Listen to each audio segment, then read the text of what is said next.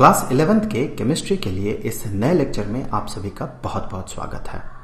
Chapter हमारा चल रहा है स्ट्रक्चर ऑफ एटम और आज के इस वीडियो में हम बात करेंगे प्लांक्स क्वांटम थ्योरी पे। यहां पर हम ये देखेंगे कि कैसे इलेक्ट्रोमैग्नेटिक रेडिएशन के पार्टिकल बिहेवियर को एस्टेब्लिश किया गया। इस थ्योरी को Planck's theory for black body radiation भी कहा जाता है। Black body radiation. सबसे पहला सवाल तो ये आएगा कि ये जो ब्लैक बॉडी है ये एग्जैक्टली है क्या। फिर हम समझेंगे कि ब्लैक बॉडी रेडिएशन क्या होता है और फिर हम देखेंगे कि प्लांक का वो एग्जैक्ट थ्योरी क्या था जिससे कि इलेक्ट्रोमैग्नेटिक रेडिएशन का पार्टिकल नेचर एस्टेब्लिश होता है। तो सबसे पहले आते हैं कि ब्लैक बॉडी एग्जैक्टली है क्या। देखिए, अगर आप बीएससी के स्टूडेंट हैं तो ये वीडियो आपके लिए बिल्कुल नहीं है, क्योंकि यहां पर कोई भी डेरिवेशन नहीं रहेगा। बीएससी के लिए जब भी वीडियो बन जाएगा तो उसका लिंक आपको यहां पर मिल जाएगा।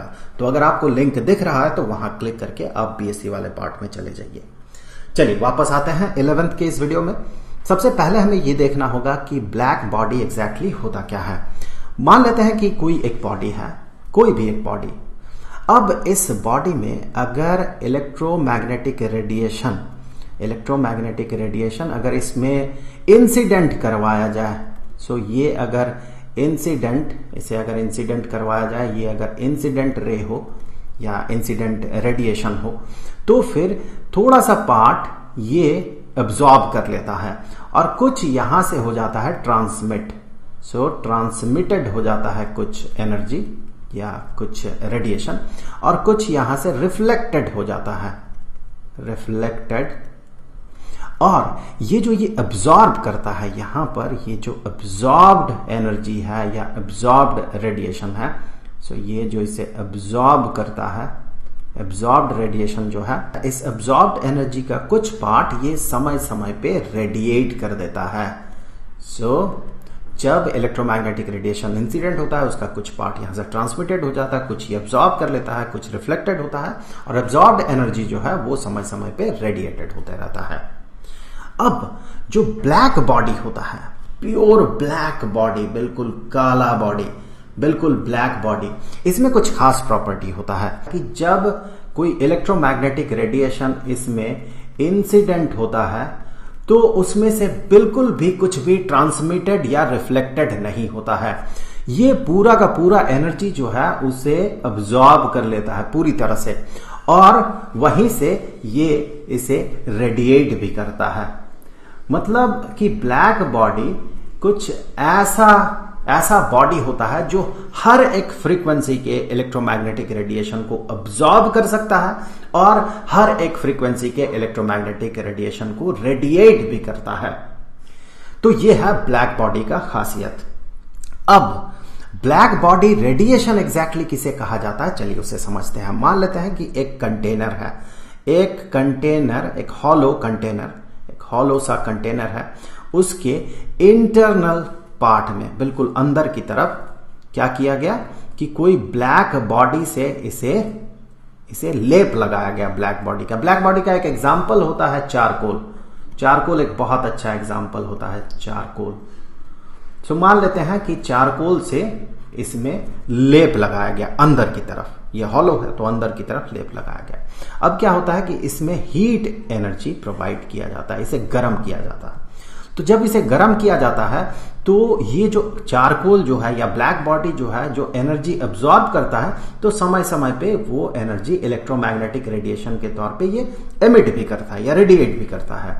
उस इलेक्ट्रोमैग्नेटिक रेडिएशन को जो कि इस छेद से, यहां पर एक छेद होगा, उस छेद से जो बाहर निकला, इसे अगर ऑब्जर्व किया जाए, इसके अलग अलग फ्रीक्वेंसी को अगर ऑब्जर्व किया जाए, जैसे कि हमने बात किया था ब्लैक बॉडी कैसा बॉडी होता है जो हर तरह के फ्रीक्वेंसी का इलेक्ट्रोमैग्नेटिक रेडिएशन को एब्जॉर्ब कर लेता है और हर तरह के फ्रीक्वेंसी के इलेक्ट्रोमैग्नेटिक रेडिएशन को ये एमिट भी कर देता है। तो यहां पर ये जो एमिट कर रहा है, यहां पर हर तरह का फ्रीक्वेंसी होगा। तो अलग अलग फ्रीक्वेंसी के इंटेंसिटी को अगर स्टडी किया जाए तो इसके लिए क्या करना होगा, अगर इसे प्रिज्म से पार कर दिया जाए तो प्रिज्म से पार करने से होता यह है कि अलग अलग फ्रीक्वेंसी का लाइट जो है वो अलग अलग एंगल में डेविएट करता है, तो ये अलग सा हो जाता है सारे। तो यहां से यहां से हमें एक बड़ा सा बैंड मिलता है, एक यहां पर हमें बैंड मिलता है। अगर इसे स्क्रीन में या किसी भी एपरेटस में अगर इसे ऑब्जर्व किया जाए तो ये पाया जाएगा कि ऊपर की तरफ जो है, ऊपर की तरफ लो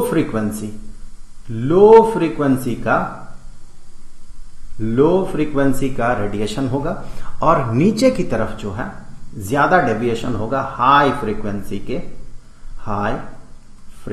के रेडिएशन का। तो यहां पर हमें ऊपर की तरफ लो फ्रीक्वेंसी का रेडिएशन मिलेगा, इलेक्ट्रोमैग्नेटिक रेडिएशन जो है या वेव जो है, वैसे हम इसके पार्टिकल बिहेवियर पर बात कर रहे हैं तो इलेक्ट्रोमैग्नेटिक वेव हम इस टॉपिक पे नहीं कहेंगे बल्कि इलेक्ट्रोमैग्नेटिक रेडिएशन कहेंगे। सो इलेक्ट्रोमैग्नेटिक रेडिएशन लो फ्रीक्वेंसी का यहां मिलेगा, हाई फ्रीक्वेंसी का यहां मिलेगा। तो इस तरह से हम उन्हें अलग कर सकते हैं, अलग अलग फ्रीक्वेंसी का जो रेडिएशन है उन्हें हम इस तरह से प्रिज्म से पार करते हुए अलग कर सकते हैं। अब अगर इनके इंटेंसिटी को ऑब्जर्व किया जाए, जैसे कि बात करें कि अगर रेड, यहां पर जो रेड बैंड मिल रहा है तो रेड लाइट का यहां पर जो इंटेंसिटी है, कितना ज्यादा अमाउंट में है वो, उस इंटेंसिटी को अगर हम प्लॉट करना चाहें, अलग अलग फ्रीक्वेंसी का जो अलग अलग इंटेंसिटी होगा, रेड हो सकता है ज्यादा हो, ब्लू थोड़ा कम हो, इंटेंसिटी में ब्लू थोड़ा कम हो, थोड़ा डल हो ब्लू, रेड बहुत ब्राइट हो, बहुत ज्यादा रेड रेडिएशन वहां पर आए।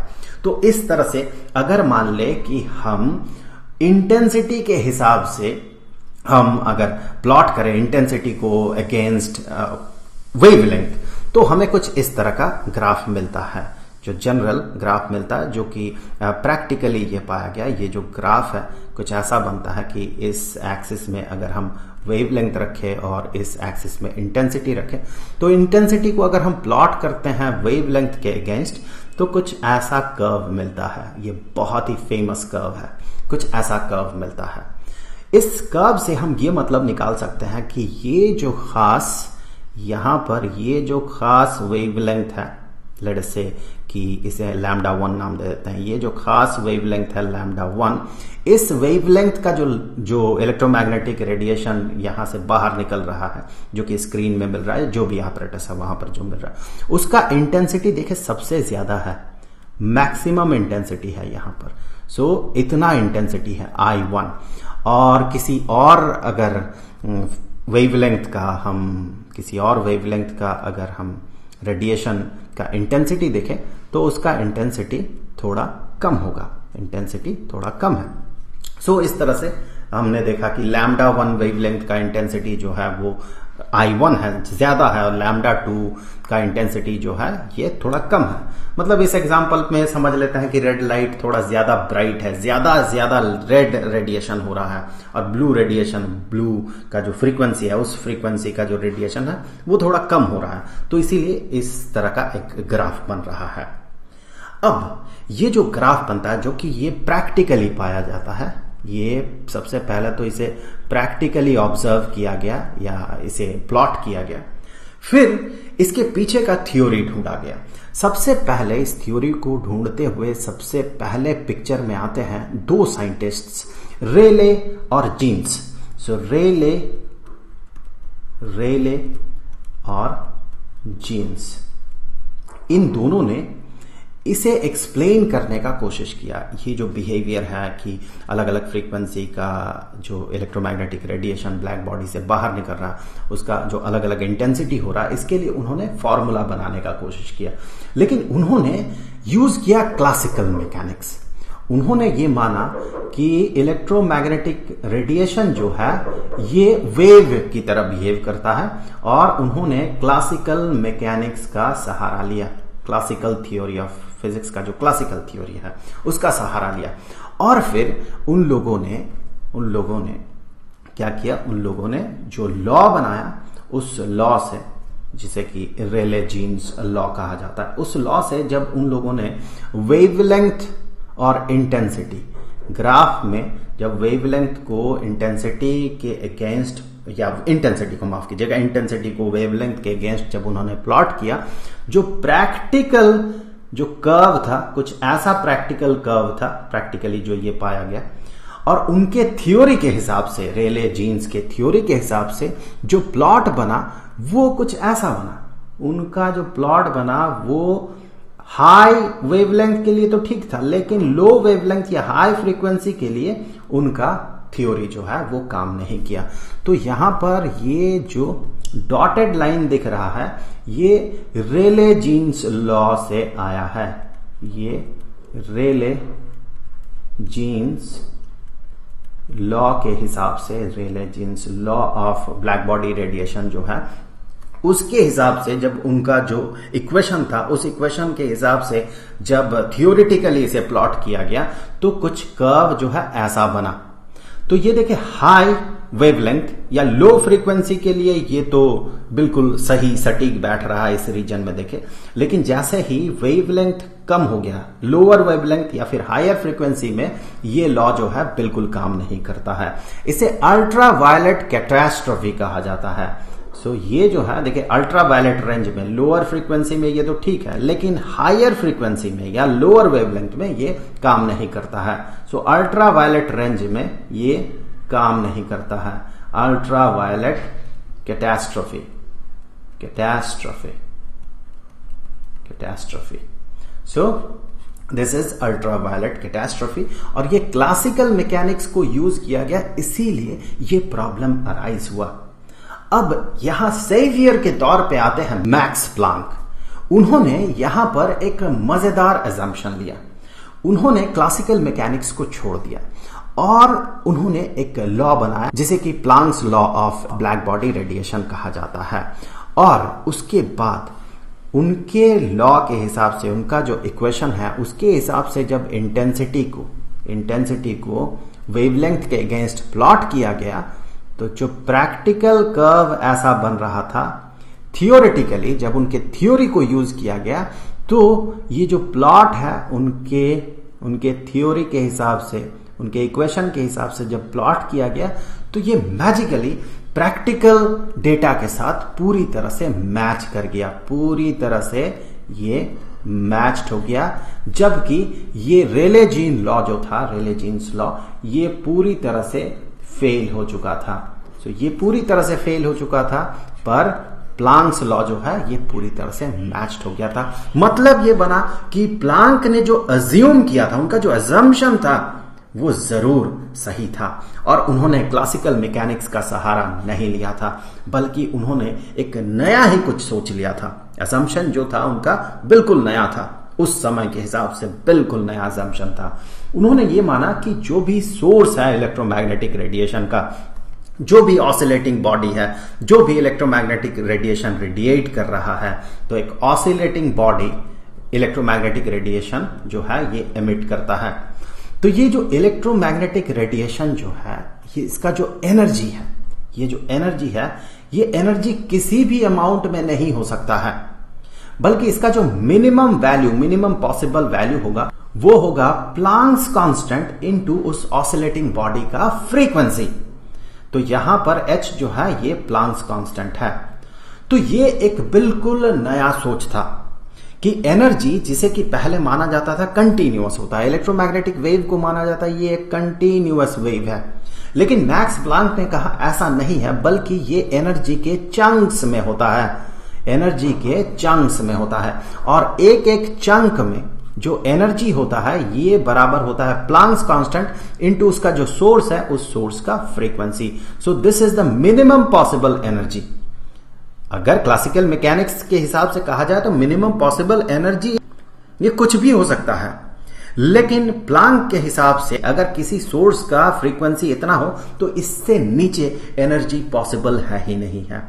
भले ही एनर्जी ये रेडिएट करे h new, 2h new, 3h new, पर ये 1.5 h न्यू या 2.5 h न्यू या फिर 0.5 h न्यू का एनर्जी रेडिएट नहीं कर सकता है। सो यहां पर आता है एक नया थ्योरी और यहीं से आर्ग्यूएबली क्वांटम मैकेनिक्स की शुरुआत होती है। वैसे कुछ लोग कहते हैं कि वेव फंक्शन आने के बाद क्वांटम मैकेनिक्स की शुरुआत होती है, लेकिन कुछ और लोग भी मानते हैं कि यहां से क्वांटम मैकेनिक्स की शुरुआत होती है। और उन्होंने ये कहा कि एनर्जी जो है ये क्वांटाइज्ड होता है। जैसे कि हमने बात किया कि h न्यू, 1 h न्यू या 2 h न्यू या 3 h न्यू, 4 h न्यू, इस तरह से एनर्जी वो रेडिएट कर सकता है। 1.5 h न्यू या फिर 2.5 h न्यू, इस तरह का एनर्जी वो रेडिएट नहीं कर सकता है। तो उन्होंने कहा कि एनर्जी जो है, एनर्जी इज क्वांटाइज्ड,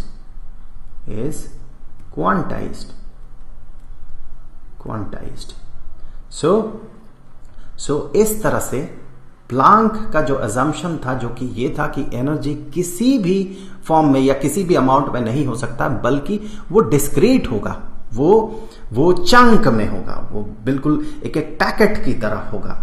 तो यहां से जो इलेक्ट्रोमैग्नेटिक रेडिएशन है, जिसे कि पहले एक कंटिन्यूअस वेव की तरह माना जाता था, अब जो है ये धारणा जो है, ये सोच जो है, ये बदल गया। अब ये पाया गया कि इलेक्ट्रोमैग्नेटिक रेडिएशन जो है उसका पार्टिकल बिहेवियर भी होता है। यहां ये क्लियर है कि ये चंक में, एनर्जी के चंक में ये आगे बढ़ रहा, मतलब एक पार्टिकल की तरह, एनर्जी कंसंट्रेटेड पैकेट की तरह आगे बढ़ रहा। इसी को इलेक्ट्रोमैग्नेटिक रेडिएशन का पार्टिकल बिहेवियर के प्रूफ के तौर पे देखा जाता है। एक और प्रूफ के बारे में भी आप पढ़ेंगे इलेक्ट्रोमैग्नेटिक रेडिएशन के पार्टिकल बिहेवियर का, वो है फोटो इलेक्ट्रिक इफेक्ट, जिस वीडियो का लिंक आपको यहां पर स्क्रीन में मिल जाएगा। फिर वहां से आगे हम बोर के एटॉमिक मॉडल पे बात करेंगे। अब जाते जाते मैं आपको बता दूं, इस पूरे चैप्टर का जो प्लेलिस्ट है उसका लिंक आपको डिस्क्रिप्शन में मिलेगा। तो मिलेंगे आपसे अगले वीडियो में, तब तक के लिए खुश रहें, गुड बाय।